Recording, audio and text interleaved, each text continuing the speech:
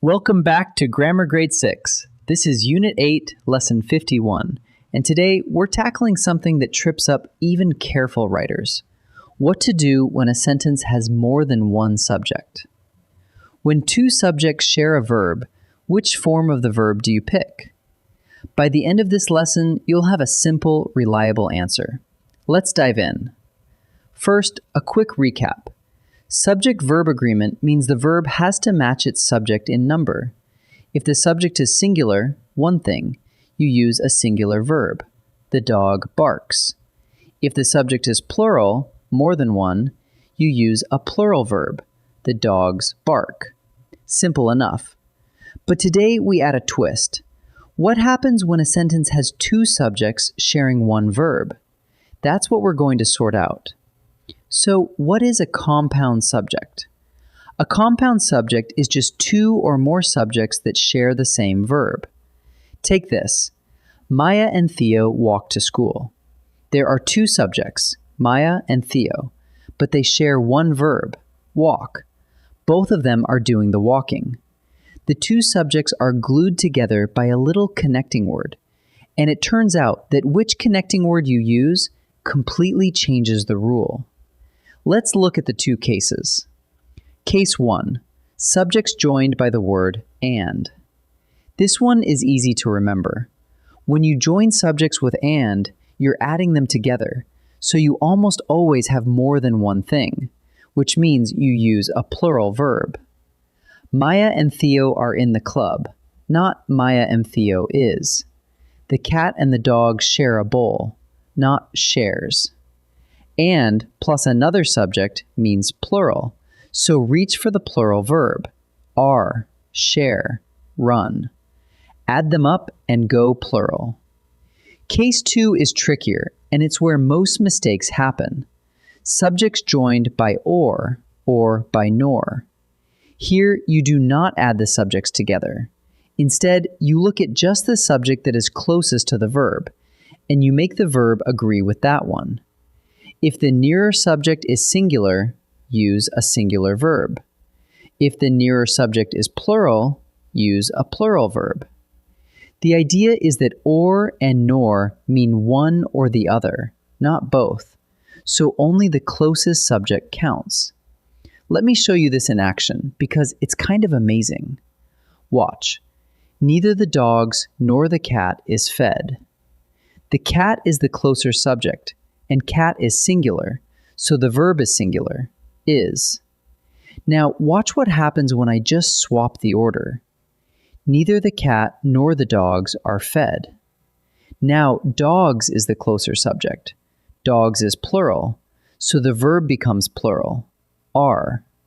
Same two subjects, but flipping the order flips the verb. The one nearest the verb always wins.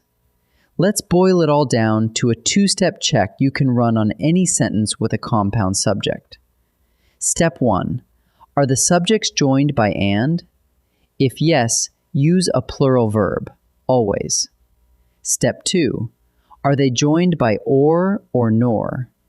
If yes, ignore the far subject and match the verb to the closer one. And adds them up, so it goes plural. Or and nor point to the nearest subject, so it follows whoever is closest. Ready to spot a common trap before we practice? Here's the trap to watch for. People hear a plural word like players and immediately grab a plural verb.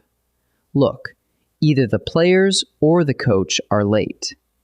That sounds okay, but it's wrong. Because the subjects are joined by or, we only care about the closer one, and the closer subject is coach, which is singular. So the correct verb is. Either the players or the coach is late. That loud plural at the front, players, is a decoy. With or and nor, always trust the subject nearest the verb. Time to practice. In this first set, I'll show you a sentence with a compound subject, and you choose the verb that agrees. Pause the video and try each one yourself before I reveal the answer. Ravi and Nadia blank the whole room. Decorates or decorate? The two subjects are joined by and, which adds them together, so we need a plural verb. That's decorate, so the answer is decorate. Neither the twins nor Grandpa blank to sit still. Likes or like. The subjects are joined by nor, so we only look at the closer one, which is Grandpa. Grandpa is singular, so the verb is singular, likes. Don't let twins fool you, so the answer is likes. Either the pilot or the flight attendants blank the announcement, makes or make. These are joined by or, so we match the nearer subject. The closer one is flight attendants, which is plural, so the verb is plural, make. So the answer is make. Here's your second set. Same idea, but now the connecting words are mixed up, so read carefully. Find the connector first, then decide. Pause and try each before I answer. Thunder and lightning blank the campers. Scares or scare? The two subjects are joined by and, so we add them up and use a plural verb. Scare. So the answer is scare. Neither the muffins nor the bread blank ready yet. Is or are? Joined by nor, so we look only at the closer subject, which is bread. Bread is singular, so the verb is. The muffins in front don't count here. So the answer is.